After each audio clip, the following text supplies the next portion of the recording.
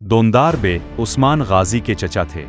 इब्तिदा में वो कबीले के बुजुर्ग और समझदार इंसान समझे जाते थे, मगर वक्त के साथ उनकी नीयत बदलती गई।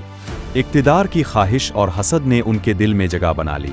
वो समझते थे कि कबीले की सरदारी उनका हक है, लेकिन जब सरदारी उस्मान गाजी को मिली तो उनके दिल में नाराज़ी बढ़ गई। दोंदार बे ने खुफिया तौर पर दुश्मनों से राब्ते शुरू कर दिए। कभी वो कबीले के फैसलों की मुखालफत करते, कभी सिपाहियों के दिलों में शकूक पैदा करते। उनकी साजिशों का मकसद उस्मान गाजी को कमज़ोर करना था ताकि वो इक़्तिदार हासिल कर सके। मगर उस्मान गाजी बहादुर और दूरंदेश रहनुमा थे। इन्होंने सब्र और हिकमत से हालात का जायज़ा लिया। आखिरकार सच सबके सामने आ गया।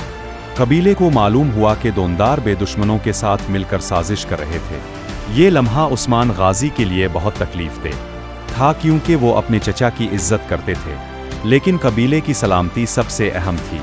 इंसाफ के तकाजे पूरे किए गए और यूं एक गद्दार का अंजाम इबरत बन गया।